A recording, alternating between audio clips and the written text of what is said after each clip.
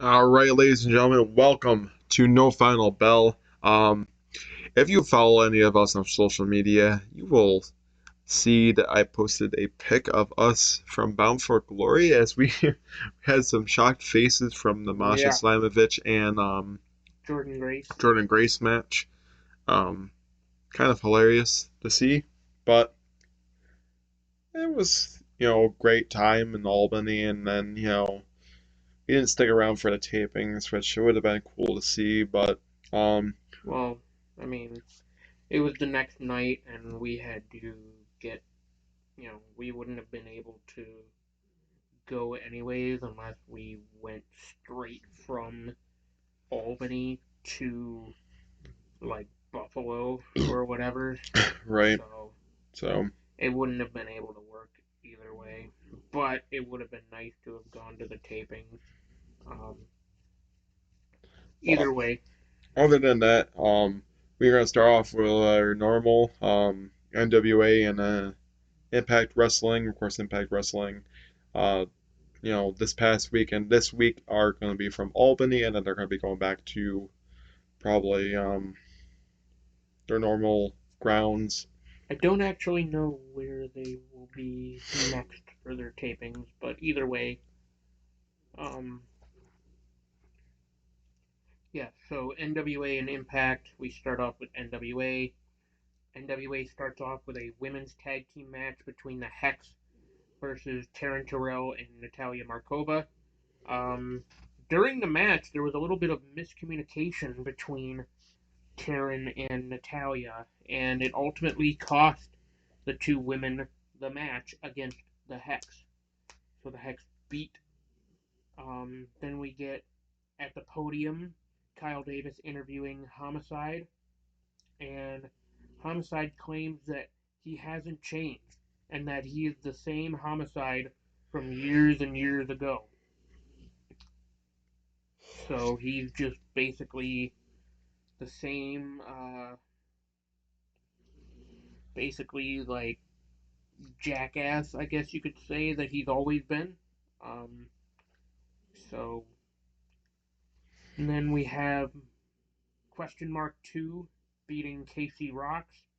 And yes, so for those that don't know, there is a second question mark who is the quote unquote brother of the original question mark, who, for those that don't know, the question mark was a wrestler that was in the NWA during the first season of Power, which was which started 3 years ago in 2019. And unfortunately, in 2020, he passed away. And so, basically now they are honoring his legacy by having this, like, on screen, like, brother of, and also for those that don't know, the question mark, besides that, um, before he was question mark, he was known as Josephus. So, yes, and like I said, in 2020, unfortunately, he did pass away. So, there's that. Um, we get on to a triple threat match, and it will determine who will face Scion for the national title at Hard Times in New Orleans. It was a three-way between Chris Adonis, Drillbilly Silas Mason, and Dak. It says Dark, but it's Dak Draper. And in a bit of an upset, as I certainly didn't see that happening, and certainly didn't see that coming, Dak Draper beats Chris Adonis and Drillbilly Silas Mason and will face Scion for the national title at Hard Times in New Orleans. Hmm. So we have that match made official.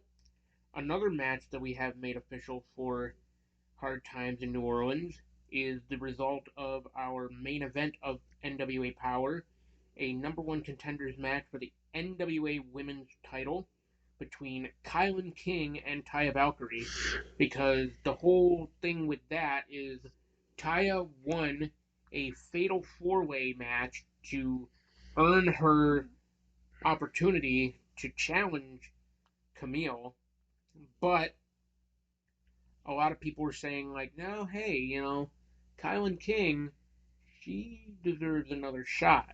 So, but at the same time, it's like, in the NWA, you have to earn your shot, and that's exactly what Kylan King did. Kylan King beat Taya Valkyrie, become the number one contender, and will challenge Camille at Hard Times in New Orleans. So already, thus far, we have three, I believe, three matches made official for Hard Times in New Orleans.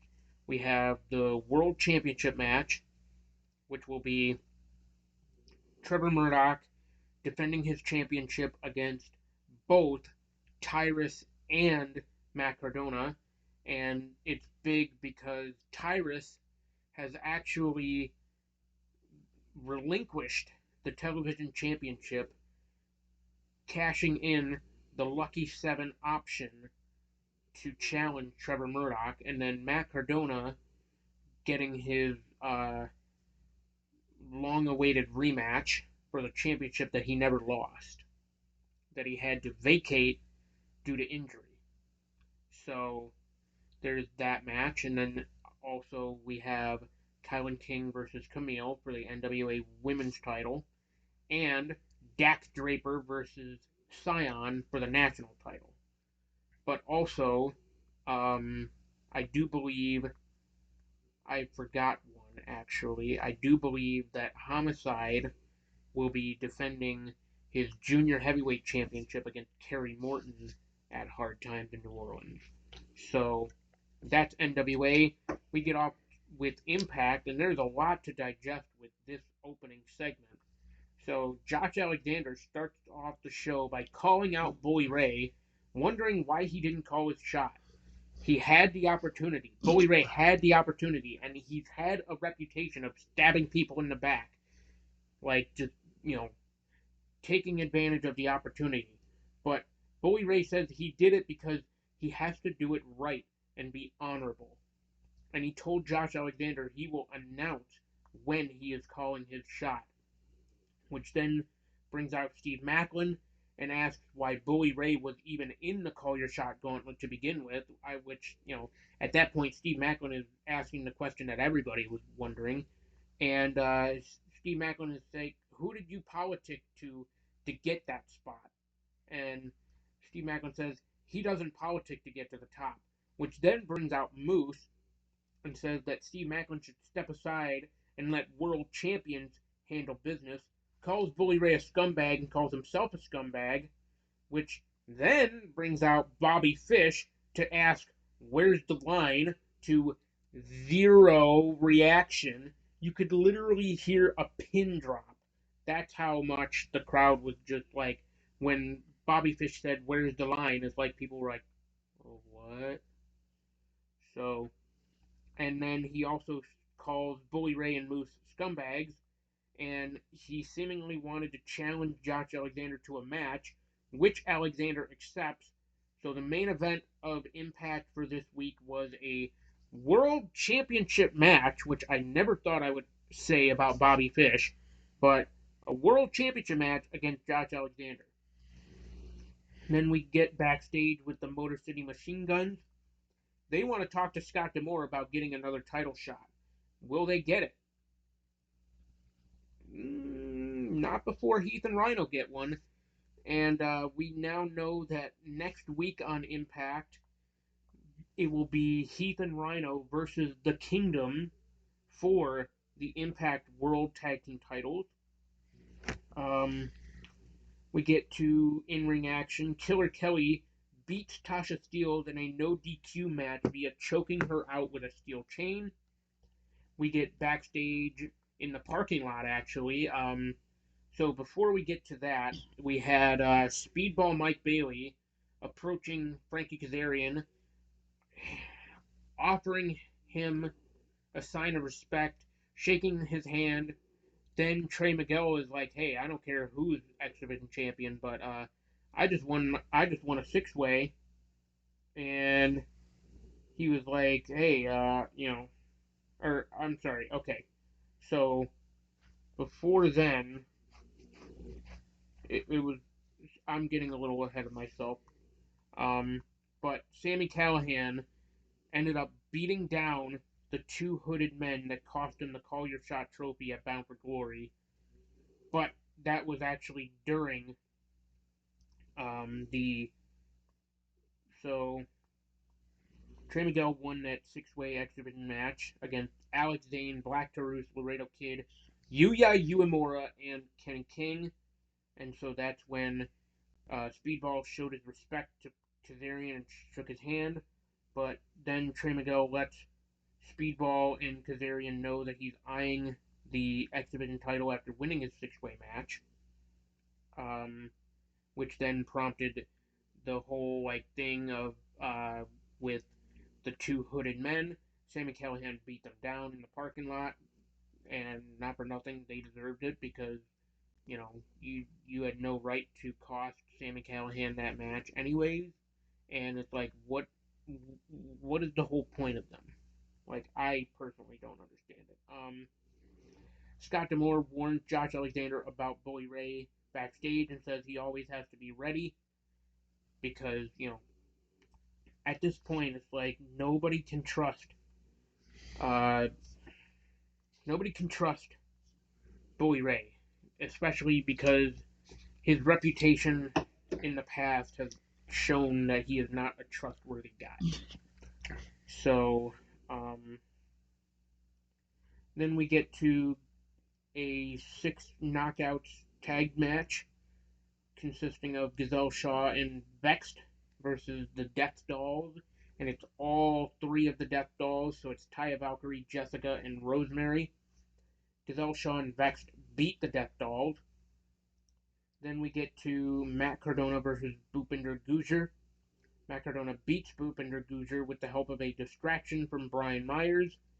Um, we also know that next week, Bully Ray and Tommy Dreamer, the Fat and the Furious, will take on Bullet Club next week, as well as Eric Young versus Rich Swann.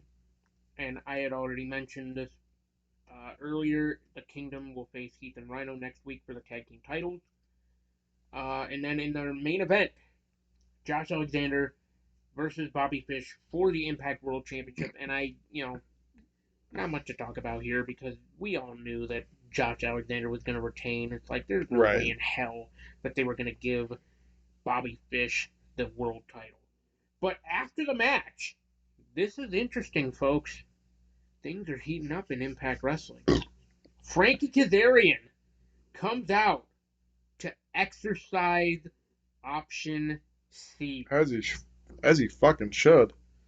He really should. And I figured that was going to be the case as soon as he did win the X Division Championship. I'm like, he wants to do something he's never done in Impact Wrestling, and he wants to win the Impact World Championship. Well, he just wants to be a world champion in general. But my thing is like, maybe he did it a little too fast because it's literally been under a week, and Frankie Zarian is already exercising option C. And it's like, not that I hate it because it adds more, it adds more to the whole like thing. It's another challenger that Josh Alexander needs to worry about Hmm. because and that's the thing too. I don't even think Josh Alexander uh, had that. Like, I don't even think Josh Alexander uh, thought about that in the back of his head. It's like, oh, hey, wait, Kazarian has the X Division title. He could exercise option C. He can challenge me for my world championship. And it's like now it's an actual possibility that it's an actual thing that's coming to reality. Right. Excuse me. So yeah, now we get on to AEW. Well, ladies and gentlemen, the whole rumors are true. Renee Paquette is now all elite, and she is now the backstage interviewer as well as Alex Marvez. Yeah, Even well deserved. Well I deserved think for it's well Renee. deserved. Renee is one hell of a great commentator, one of the great I mean, announcers, she's and just one of very the good at her job. best well, not best announcer, but best backstage interviewer Yes. of all time. Of course, she was pretty good on the commentary Yes. table too, Well, but better as an interviewer. yes. Well, you got to look at it this way too. She's back with her husband. Yes. So, and the father of her child. And now So, she comes out to start the night and welcomes the fans to AEW Dynamite and starts off with Christian Cage. Christian Cage gets asked how it feels to be back and says it's great to be back. at least in Toronto. Now he wants to be the face of AEW and Canada. Says the win is like the Toronto Maple Leafs losing in the first round guaranteed, which got the fans a little riled up there. But I kind of find it hilarious because they definitely know how to choke games away. Introduces Luchasaurus, who surprisingly actually beats Jungle Boy Jack Perry in the first match of the night. In a pretty decently back and forth contest between Jungle Boy Jack Perry and Luchasaurus. I really did think that it would have made a little bit more sense to have Jungle Boy win here, but I like the story that they're telling here, but ultimately it makes you wonder what is the true end goal between this whole Luchasaurus, Yeah. Christian Cage, and Jungle Boy Jack Perry Also, I think storyline. it's I think eventually it's going to be leading to an actual rematch. This time, like maybe a little bit longer than 20 well, seconds. better yet too. Like if you're gonna continue to have like Luchasaurus and Jungle Boy, have it have Luchasaurus face Jungle Boy at Full Gear, Right. and also I think it's safe to say it that at this point they're gonna just start calling him Jungle Boy Jack Perry, which Yeah, is I'm fine. pretty sure that's probably what is the plan or the end goal, but hey. Um so going forward, War Joe and the Factory face off against each other. I don't think there's really much to say about this. This match wasn't very like talk worthy, but War Well, Joe not only does that, it beat also wasn't very eventful. no, not really. So Warjo does beat the Factory and then beat down QT Marshall after the match, and Wardlow gives him the Powerbomb Symphony, and the Embassy come out, which, again, what is up with the Embassy and Warjo? Man, like, Embassy just must be like, I mean, I'm okay with it because at least now they're actually utilizing Brian Cage, yes. And they found some way to, like, incorporate him into AEW, which is nice. Um, which but come I out mean, and granted, hates they are sticking their noses in their business, and no one wants to see a power bomb. Wants to know if FTR are actually here, and yeah, you don't want to call it FTR in Canada because they're gonna arrive, and the yeah, FTR are there, and then they come out and give a big rig to Aaron Solo and then after that, Sean Spears comes back and brings back the Perfect 10 gimmick. What the hell? Are we sure we're not in WWE right now? Are we sure that this is not WWE? Because how the hell did Sean Spears get the okay to somehow have the same gimmick that he had in WWE? If I'm Triple H and I'm saying that, I'd be like, lawsuit right now. Like, how, I how, mean, how is this allowed? Like, because I'm pretty sure WWE owns the Perfect 10 gimmick for well, at least Ty like Dillinger. I Like, was gonna say, yeah, because like they, I don't know. I mean, see, maybe, this makes yeah, like I would assume in I those don't know. 5 months he must have gotten some like okay from WWE that said like, no, yeah, you can have your gimmick. Go ahead and have your gimmick. He must have fought hard for those 5 months. But let's talk about Sean Spears. Man is now got full length sleeves on both Yeah, arms as he's gained more ink. Well, I mean, I hate to say it, 5 months is a lot of time to be able to. Um, and it's kind of hard to believe that he's been gone for that long. I don't. yeah, It I does know. not feel like he has been, but Well, not to mention, also in that span of 5 months, I'm sure he was also taking those 5 months to start to attempt to start a family with Kathy Lee, which, by the way, Kathy Lee is now pregnant. yep, So I'm pretty sure he did a lot in that 5 years. Got in his that gimmick, 5 months, you mean? fought hard to get his gimmick back, start a family, and get some new ink. Yeah. So Either way, I mean, you know, tr- truth be told, I don't really know why he wanted the Perfect 10 like gimmick back for AEW because like and it doesn't make sense in the whole like in the grand scheme of things anyways because like the whole purpose of like him going to AEW in the first place was to like basically toss aside the Perfect 10 like gimmick and basically like stand out as his own person.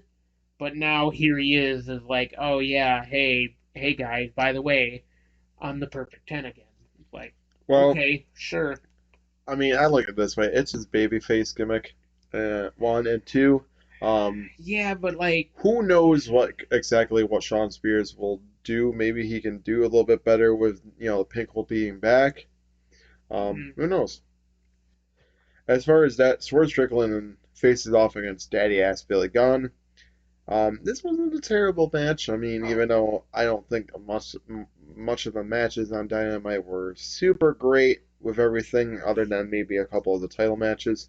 But I guess I'm gonna say this now. Swerve Strickland does beat Daddy Ass Billy Gunn, but he was holding the rope. he was holding onto the rope, and it comes down the Acclaimed, who are not happy and check on Billy Gunn, and are looking to scissor. And as Smart Mark Sterling says, they ignored the email and now owns the trademark to scissor me, and everything goes to him and can't. And then if they do it, everything, scissor me. All the money goes to them. Anything profitable that they get goes to him because he owns the trademark to scissor me. Yeah. Um, So, and by the way, he looked right at Tony Nese. He's like, "Scissor me, Daddy Nese." and then they can't do it anymore. It says he wants them to scissor and will sue. You know what? I hope you do scissor because then I can sue you in a court of law. And it says we'll work with them, but he scissors with Tony Nese. What does this mean going forward? It means a storyline. It means that you're going to see Tony Nese and Josh Woods going up against the Acclaimed. And I think there's going to be a whole. If you guys beat us, we'll drop the trademark. But if you don't beat us, we'll own a trademark, and you gotta join up with us, or I gotta align, I'm yeah. or you're gonna align with me, type of thing. So I think there's gonna be something storyline esque with all this going on. Of course, we'll talk about a little bit, later about the whole thing with Smart Mark Sterling, as this is not the first instance this has happened on in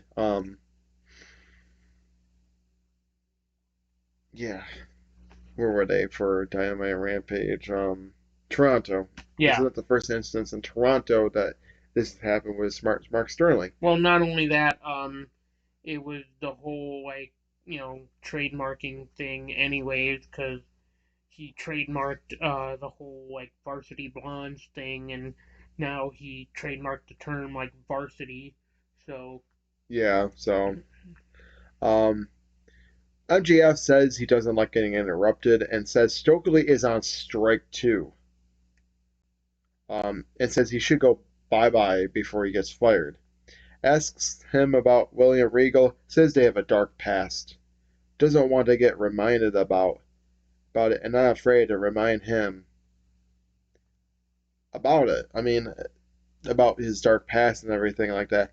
Gets asked about Wheeler Yuta was shaking his hand. Doesn't even know if he would have. Had to learn the hard way that nice guys finish last. Doesn't have a goddamn clue how it is to be him.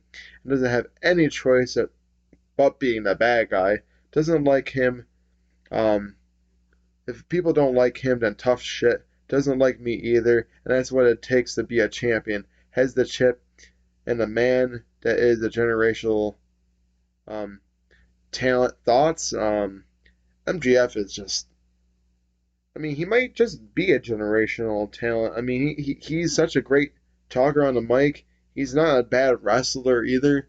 I mean, it's just kind of weird that he talks every week. It doesn't end up having any kind of wrestling matches. So I would assume that Tony Khan is keeping MGF as a just wrestle on pay per views type of competitor, which is kind of odd.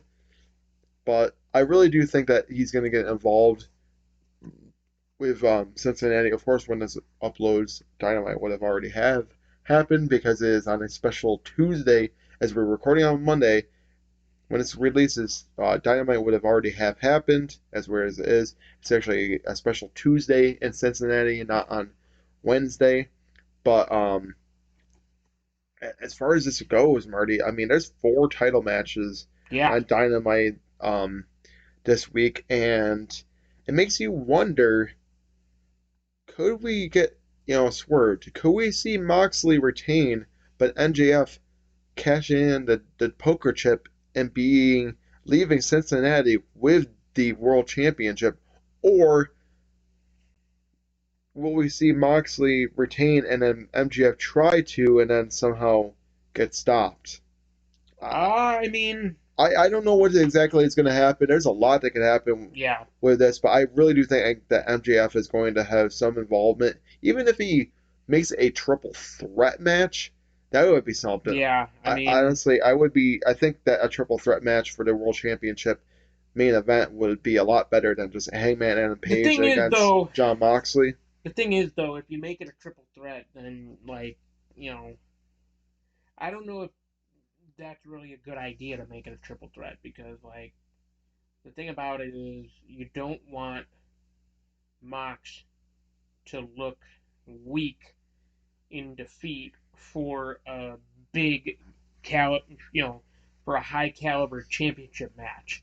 So what I think and even then, like right now, I think Tony Khan has to play it safe with how he wants to have MJF cash in that poker chip Right. and get his world championship match.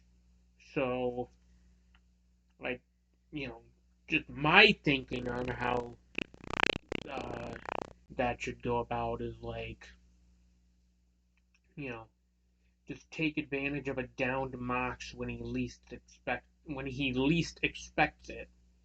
So potentially after the match, like say Mox beats Hangman to Hmm. retain, and then next thing you know, MJF like blindsides Mox or something like that, and then he takes the poker chip, hands it to the referee, and then turns him over, uh, hits him with like the heat seeker or something, Hmm. and wins the world title. But Who either knows? way, I think the ultimate end goal is MJF becoming the world champion. I Yeah, don't I think. think so too. I mean, it would be a wasted opportunity to not have him win in Yeah. here in Cincinnati, honestly. But Well, who not to knows? mention it would be a wasted opportunity just in general if you don't make him the world champion. Yeah, I know. At Uh, least by the end of the year, or even just like right. So, going forward, Moxley says after 3 years, it feels great to be in Toronto. Much of that 3 years, has been the champ. They have done so much to take him off the top. It isn't easy being the world champ, and everyone wants everything from you. Everyone can't handle it, and some more than others. Being world champion isn't easy since so many people are gunning you down and want to take the title from you. Goddamn, does Moxley love this job. Now, going to talk about Hangman Page, and he comes out and starts to talk. Whatever Moxley has to say, he wants to say it to his face. Hearing all that praise meant the world to him from Moxley himself, and watched him and has respected him inside and out of the ring. He says he's a great person. Says he saw the kind of man he wanted to be, and says MGF can watch all he wants and better listen. Says that's all changed after calling him a nice kid. As if he's a kid to him, and says that's exactly what he thinks. And says he isn't the same person, which is John Moxley saying that Hangman Adam Page is not the same person he once was when he was champion. Um, and says he isn't the same person, and says he doesn't have the guts to pull the trigger and knocking it out. Hangman says everyone has disappeared and every single thing is happening. And says he's here because he's a man, and says no matter what he gets coming back, because he keeps on coming back because he's a man, damn it. Doesn't care if anyone is there, and will beat Moxley to get his title back. The thing he never should have slipped away.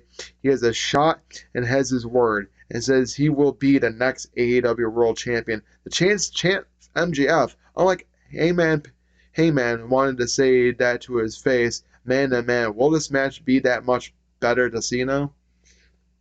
I think so. I think so. I think this is really becoming like a pay-per-view feel-like match heading into Cincinnati. I mean, if you look at all the matches on Dynamite, most of those matches are very pay-per-view-esque. And this is why I love AEW. You get a lot of those pay-per-view-esque like matches. I mean, I hate to say it, WWE, but you really don't get those kind of matches on your weekly episodic television. You get glimpses of, oh, well, we're building towards the pay-per-view, and you're going to have to watch the pay-per-view to see great matches, which is type of not thing. always a bad thing, but at the same time, it's like, And that's what makes AEW so much better. Is like, yeah, you get to see those kind of matches, but like the way that they build it and the way that they, present the product is like it makes you want to watch Dynamite and Rampage every single week because you just don't know what to expect, and the kind of matches they put together are just so great. And then the pay-per-views are even better. They know how to put together a great product, and I just don't understand why it gets so shitted on. I really don't. Yeah. But I don't know. All right, we headed on to our next match: Chris Jericho and Bryan Danielson. Wow, what a great match for the ROH World Title. I really do think it should have been the main event, to be honest with you. Nothing against Pac and Orange Cassidy, but you gotta put the world title as your main event. I don't care if it's ROH. I don't care if it's AEW. I don't care if it's Impact. You really should have had it as your main event. Yeah. But I get it for the sense of, because it's not an AEW title, we don't really technically have to put it as our main event. Yeah, but wasn't there like 1 week where they did actually have the Ring of Honor World Title on the line in the main event? I think so. I mean, but I think this is a wasted opportunity. You could have had Bryan Danielson as the world champion. I don't know why AEW will not pull the trigger to making Bryan Danielson the world champion. I just don't understand it. I don't know. But yeah, matter of fact, now that I think about it, I'm pretty sure Chris Jericho versus Bandito for the Ring of Honor World Championship main evented Dynamite. You're probably right. But so I mean, the Ocho yeah, retains as he beats Bryan Danielson with the help of Daniel Garcia. Yes. Wow. That turncoat. Yeah. He hits Bryan Danielson with the ROH Ring of Honor World Title. Pure title. No, the World Title. Was it the World Title? It was the World Title. Beats him.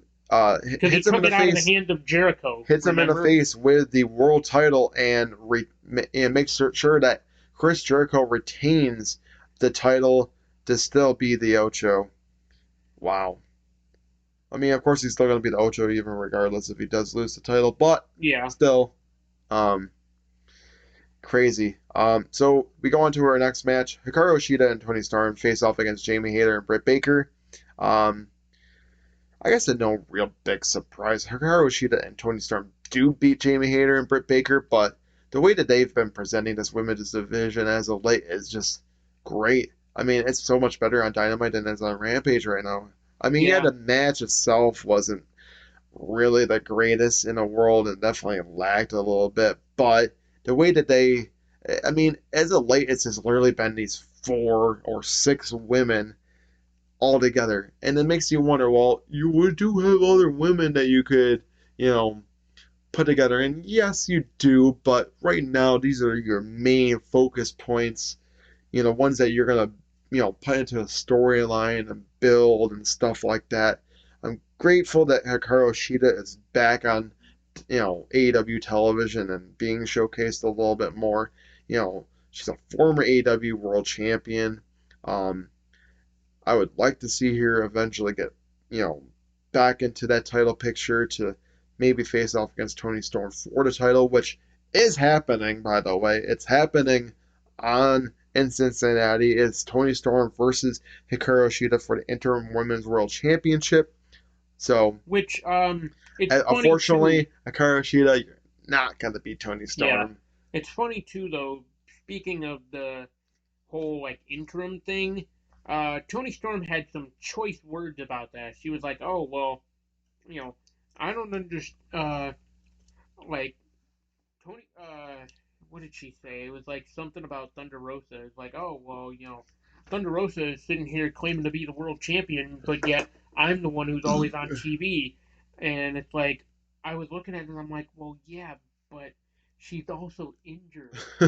There's a reason you're called the interim women's world champion, Tony, I hate to because say it. Thunder Rosa is out injured." See, we've already talked about it on But the I show can kind before. of understand her I point, I though. get it because technically it's been past like a month or two, and she should have already. Yeah, And if we are WWE logic, you should have already have relinquished the I was title gonna say due you to should have injury. like stripped.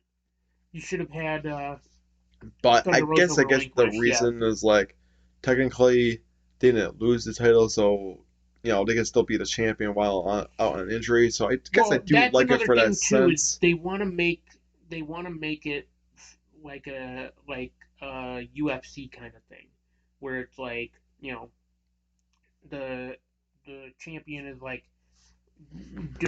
if they're like injured or whatever, they can still defend their world championship because you know that adds the whole like element of interim. Right. So, So but I I will mean, say this I don't know now. how it works in wrestling. Like I I don't don't know see the either, but correlation. I will say But this now. Not to cut you off from your point there. I mean, you made a very strong case and it's a very valid point. But I will say this now. I really do think that even regardless if Tony Thunder Rosa got hurt or not, Tony Storm I think would have oh, been your absolutely. champion anyway. Um, I'm just grateful that she's getting an opportunity, and it's a big fu to WWE for not giving her opportunity to even win the world title in the first place back in NXT or NXT UK or anything like that. Tony Storm is a hell of a talent, and I'm grateful that she's getting utilized very well in AEW. Um, as far as when Thunder Rosa could come back, it could be from now till like sometime next year. I We would don't know the severity of her injury. Like we don't even know what see kind of that's a injury. problem I don't like about having her injured like she is, and then still holding on as to the title, even though you can't really defend it right now. See, this is where I think Tony Khan should be like, yeah, you know what? I mean, nothing against making, having Tony Storm as an interim champion and then having Thunder Rosa hang on to it because, it's unexpectedly that she got hurt. But I think you should be relinquished of the title. But Yeah, I when you agree. do come back fully healthy, yes, you should get a number one contender spot because you didn't technically lose the title. You had to relinquish it because of injury. I think Yeah, that I would have mean made a little bit more sense there. that's But what happened with the NWA World Title. I mean, like pretty much what happened with that is like as soon as Matt Cardona came out at Always Ready, he was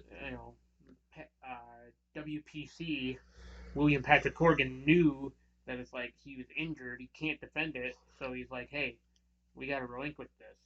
But then that's when like all these guys came out and they were like, hey, if he's got a relinquish that, I want it. And William Patrick Horgan pretty much like jumped straight to the gun and was like, you know what? I got a solution. You four guys want to fight for this title? Fatal four way. Winner becomes the new NWA World Champion, and that's how Trevor Murdoch became the world champion. Right. So, So you know, just have like, and even then, it's like that William Patrick Horgan promised Matt Cardona that he would get his rematch, and right, here it is. It's happening at Hard Times in New Orleans. Why can't Tony Khan do that? It's like as soon as Thunder Rosa comes back, it's like okay, hey, they're back. You know, you'll get your rematch. right. All right, so we head on to the main event of Dynamite, Orange Cassidy, and Pac facing off for the All Atlantic Championship. Man, this match was a great, hard hitting Yeah. contest. These two men know how to bring it. But can we just talk about Pac and a sell job? Oh my god. Oh my God, he acts like He sells everything like he died, he's probably especially one from of the Orange only Cassidy. modern day wrestlers who actually know how to sell very well. Yes. Because there's a lot of wrestlers out there that do not know how to sell very well. And Or even don't sell at all. Pac is one of those ones that know how to sell very well, Yes. like old school, and Yeah. I love it Well, because the way that he takes the moves and then yeah. sells them like that really makes you think like, damn, he got fucked up on Yeah. that one. Well, let's also not fail to mention how seriously Orange Cassidy took this match. Yes, Like, he we saw Orange a Cassidy very has serious been side. very serious, as Yeah. of late. And I don't know if that's just because Tony Khan's lit a fire under his ass to be like, I'm sorry, no more of this, King of jokester, Sloth style. King of Sloth style. If you're gonna go out there and be a champion, you gotta take this shit seriously. And I feel like it's really lit Orange Cassidy a new one, and it's I lit a mean, fire under well, his ass. not to And we've been mention, seeing a different side of Orange Cassidy. well, see, that's the thing too is Orange Cassidy is so over with the fans that it's like I almost feel as if Tony Khan had no choice but to give him at least a championship in AEW. It didn't even matter if it was like the I TNT know. title I'm or the All grateful Atlantic that there's or another title out there for the men, and yes. that it's kind of weird that the All Atlantic Championship has been um, utilized a lot better than the TNT Championship. I mean, like you know, that's the thing too. Ever since Sammy and Scorpio feuded for that title has just lost all of its like prestige and all of its value. I And know. it's so It, sad too because like we thought when Wardlow won it that like oh hey they're gonna bring prestige back to the TNT title. Yeah, no, that's not what happened. Not but what happened at all. ultimately, after their great bout and the hard hitting and everything like that, Orange Cassidy finally does Yes. it.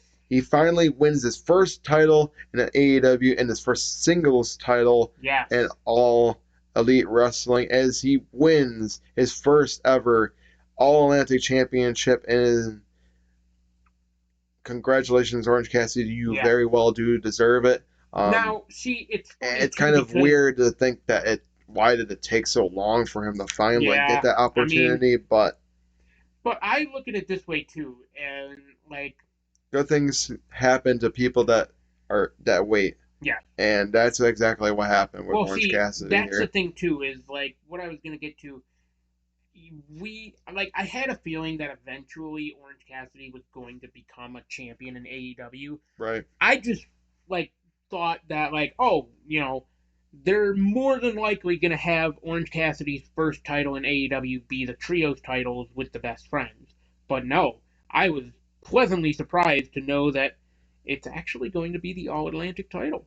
And it's like, hey, what better title for Orange Cassidy to win than the All Atlantic title? And even just in general, like it's a title for Orange Cassidy to have, and more than likely it's going to take him like to that next level, Right. So we which is go. what he needed. So we go on to Rampage side of things. So Blackpool Combat Club faces off against Blackpool Combat Club's John Moxley and Claudio Castagnoli face off against the Butcher and the Blade. Um, and then, no real big surprise. John Moxley and Claudio Castagnoli beat the Butcher and the Blade. And then Heyman says, and then they both And say, they say, if Hangman, Hangman doesn't step up, he will get stepped on. Man, I tell you, this match between Hangman and Page and John Moxley is going to be a hell of a match. To see it live, it's going to be great. I mean, this is going to be one hell of a main event. I'm ready to see Dynamite on. You know, I'm ready to see Dynamite and Rampage. I'm ready to see what they're going to be doing in Cincinnati. It's going to be one hell of a show. Um, so Keith Lee asks Swerve, how come we need to cheat to beat anyone? And then all this nonsense doesn't mean anything. But he seemed to not be on the same page as of late. Thoughts? I think they should really go their separate ways. I had figured this was going to eventually happen between Keith Lee and Swerve Strickland, and I really do think it's going to ultimately lead into a storyline between them two, which I kind of called that it was going to happen. Um, so number 10, and yeah, we're not talking about the perfect 10. No, we're talking Sean about Spears, Preston Vance. Preston Vance will face off against Roosh next week. And guess who's back, everyone? Stu Grayson The Super Smash Brothers are back. Oh wait, they're Dark Order is now. back to join up with his brothers in the Dark Order. Thoughts on this one? I mean, But hey, to me, they're still the Super Smash Brothers. Damn it, they will looks always like be the Super looks Smash like the Brothers. Dark Order is back in full fashion, except that there's no number 5. Well, yeah, Alan Angel, he's off doing his own thing now. Um, But at least they have Stu Grayson back. But yes. as far as 10 going up against Roosh, what do you think about that match? Because It'll be it's kind of weird interesting. because 10 was supposed to go up against Andrade. Yeah, I mean, And now you I get don't know Roosh what's going on instead. with the whole But Andrade thing, anyways. it's kind of like the same stipulation, only this time it's against Roosh and not Andrade Ali, though. Oh, what? That if Roosh wins, then he gets Ten's mask, and if I don't know. but I forgot the whole stipulations about it. I mean, of course, we'll probably find out about it a little bit more. I think they're supposed to have great face off next week on Rampage. But, I have yeah, no they're going to idea, be man. facing off against each The other, whole thing and is so convoluted. it's definitely something relating to Andrade Family Office and Dark Order and everything like that. But yeah, they're gonna face off against each other. So who do you think is gonna win, Roosh or number 10? I would like to see it be 10. Yeah, I kind of would like to see it 10 as well, but something tells me it's gonna be Roosh. Probably will be Roosh. But so we get on to the next little segment here. Daniel Garcia says he will never be a pro wrestler, and Chris Jericho taught him how to win and realized that sports entertainers beat pro wrestlers every time. Boo! Come on, Daniel Garcia. You are a wrestler. You're a wrestler. You're a wrestler. Says his name is Daniel Garcia, and he is a sports entertainer. Chris Jericho will continue to beat every ROH champion out there, and then Dalton Castle comes out with the Dalton boys. Castle, the current Ring of Honor six-man tag team Says he champions, used Dalton to Castle and the says he boys. used to be the champ, and says to see it on him makes him sick. Says he broke his back to win that title and willing to break his to get that title back and give them a champion that the people deserve. And says if he grants him a title match, it will be the next ROH World Champion and will get the title match and will pick out. Chris Jericho says yes, you will get the title match, but I will pluck every one of those feathers out On one the by peacock. one. But, Thoughts? well, let's not fail to mention that Dalton Castle called Chris Jericho a silly goose. You So, silly goose. but yeah. So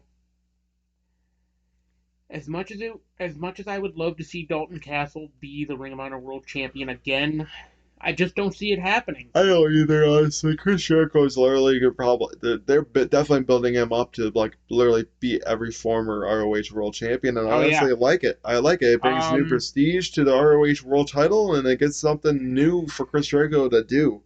So as much as like you know, as much as it would be nice to see now that he is a free agent, I don't think he's actually going to get back in the ring.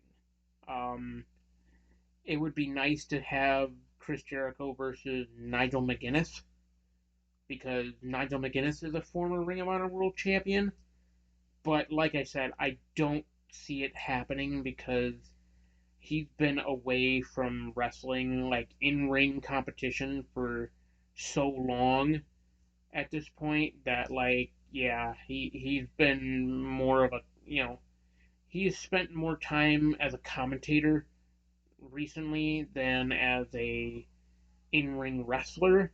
right, So, um, and to that same to that same degree, then, um, it would even be nice to see Chris Jericho versus Jerry Lynn because Jerry Lynn is currently in AEW, but he's a coach and he is retired. He has been retired for a long time. But who's to say Jerry Lynn couldn't get himself back in ring shape and have a one-off match against Chris Jericho for the Ring of Honor World Title? right. It could happen.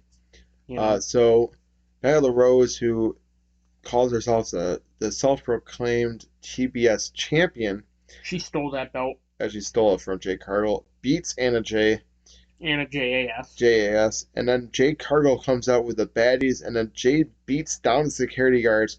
But then Nyla Rose and her little gang there, Marina Shafir and Vicky Guerrero, run away and still have the title when they will.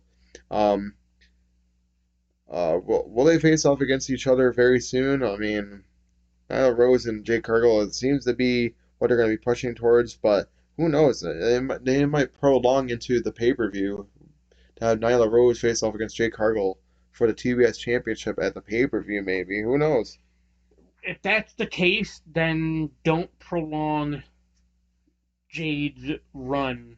Don't prolong Jade. Like, I mean, I'm sure something tells me that they're gonna have Jade Cargill go 50-0 before uh, handing her first loss. But at the same time, I Probably. look at it as like, does she have to hold the TBS title while she's, you know, currently on this undefeated streak? Because, like, if that's the case, then you're already ruining the TBS championship, which Yeah, you kind of is, are because she already beat a lot of women. she did already beat a lot of women. And it's basically like, you know, don't get me wrong, like, you know, continue doing that whole thing of like making Jade Cargill look like this unstoppable, undefeated beast. Right. But at the same time, it's like, don't do it with a title. At Exactly. least, like, not, you know, or no, actually, I was gonna say at least not with the TBS title. Like, I could understand it more if it was the world title, but even like no, just in general, don't do it with a title Right. because it just brings down the entire prestige of the title. Exactly. So, Ari Ari Davari, Davari wants to face off against Hook next week on next week's Rampage. Thoughts? Yeah, actually, it's going to be happening. It's going to be for the FTW Championship too. I hate to say it, Ari Davari, but you better um, so take back what you technically, wish for. Better be careful what you wish for because Hook is going to be. They're going to send yeah. Hook, and they're going to be. You're going to be another L in his Oh yeah. column So as he is then, still undefeated too. technically, between Dynamite and Rampage, we're getting 5 title matches. Yes, we are. It's crazy to think about. Yeah. Um, especially when you consider that like AEW doesn't even have that many championships. Really, I mean they do, but like they don't. right, exactly. So Ethan Page, I'm just going to say this kind of shortly, beats Isaiah Cassidy, and now, as weird as this, the Firm own Private Party and Matt Hardy. Yeah. It makes you wonder what's going to actually truly happen with that. Something tells me that like we might get the return of Big Money Matt Hardy, and he might buy out The his Firm, own contract and Isaiah Cassidy's contracts from the Firm. But I don't know. I might it might just be wishful thinking on my probably. part. But I don't know. Maybe that's the route that they go. Either way, I don't see that happening because I'm pretty sure Matt Hardy is like um, Matt Hardy has put big money Matt like you know Aside, and then just yeah as Matt and Hardy. even like I mean I could understand if it was just like a one-off thing of like oh yeah big money Matt Hardy purchased your contracts so Who I knows? mean I don't know like I said it might be just wishful thinking on my part but It might be. that's the only logical thing that I could come up with is like oh yeah big money Matt Hardy is able to buy out his contract from the firm. Right. But I mean, So going forward, the best friends want some gold altogether after Orange Cassidy won the All Atlantic Championship and will face off against Death Triangle for the AEW World Trios Tag Team titles next week on Dynamite. Thoughts? Um, didn't we not already see this happen? Best friends against Death Triangle for the World Trios Tag yeah, Teams. And didn't we already know what the outcome of that? I mean, not saying that it could change, but pretty sure it Death. would be weird to see Orange Cassidy become the second ever dual champion in I AEW. mean, not saying But it couldn't not saying it couldn't happen, happen. Yeah, but I don't see the I best just don't see it friends happening winning so here. fast. I Yeah. think it's going to be still Death Triangle. Death Triangle, I think they're really going to try to push into Well, being one of the best I was trios gonna right say, now. not to mention, it's like you gotta have Death Triangle have a long enough reign with those World Trios titles. But don't Like, get me wrong, I really do think that the best friends are going to put together a really good match against Death Triangle here, and yes. it's definitely not going to be an easy victory for Oh no.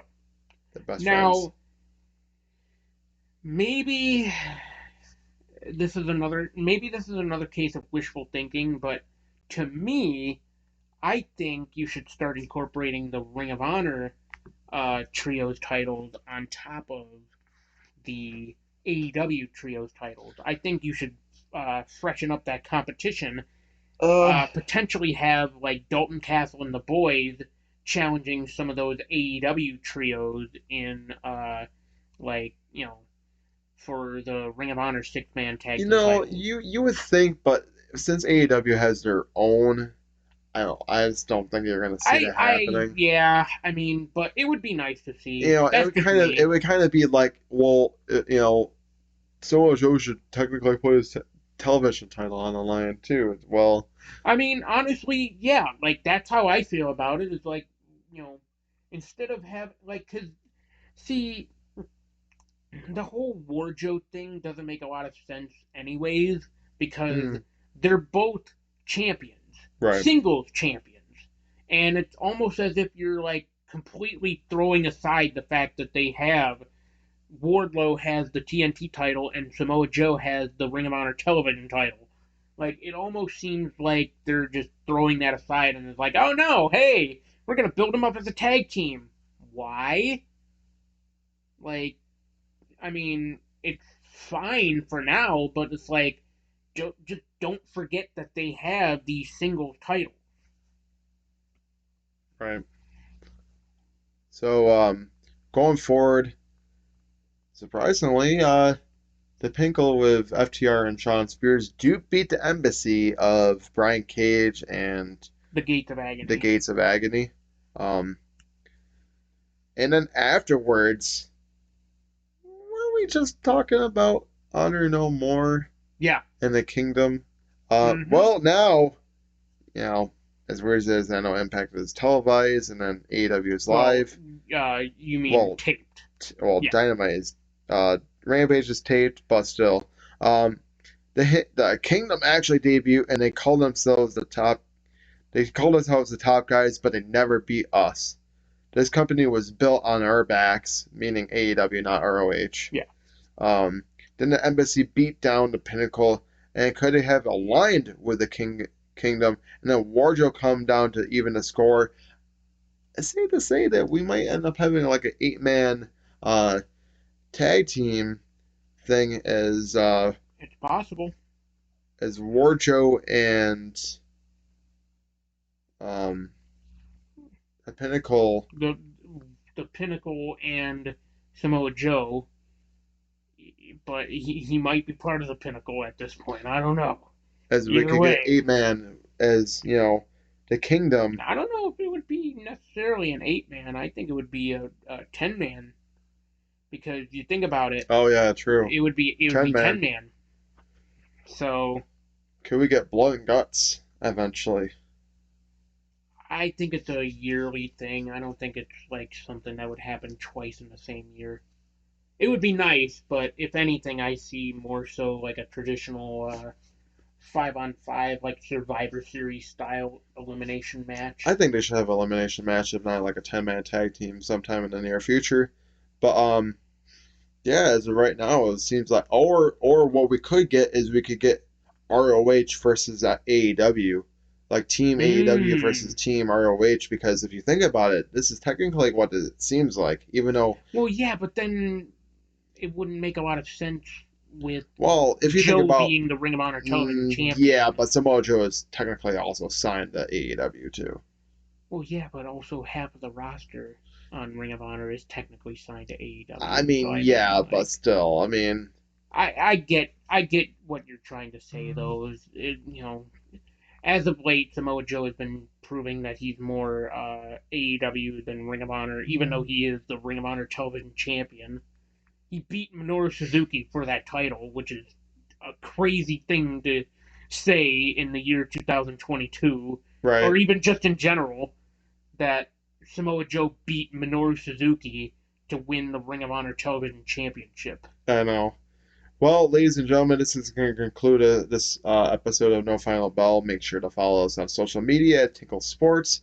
Make sure to check out our channel at Tinkle Sports and Entertainment. And as always, check out our other shows on Tinkle Sports Entertainment, as we have Out of Turn 4 every Tuesday at 5 p.m. Of course, very soon the season is going to be done. So, for a little bit, and then come back. We have Sunday Morning Tinkle every Sunday at 9 a.m. as we talk everything sports. And we have this show typically every Wednesday at 5 p.m. as we talk everything um, wrestling, with sometimes WWE, mostly AEW Impact and NWA, as a few other things. Sometimes we talk boxing and UFC and stuff like that too. But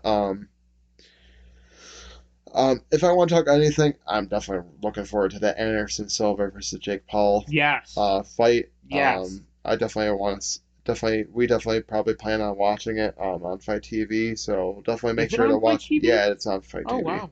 Um, Yeah, then so I'll definitely look forward to definitely that. looking forward to that. But as always, everyone, we will see you in the next video. Bye bye, everyone.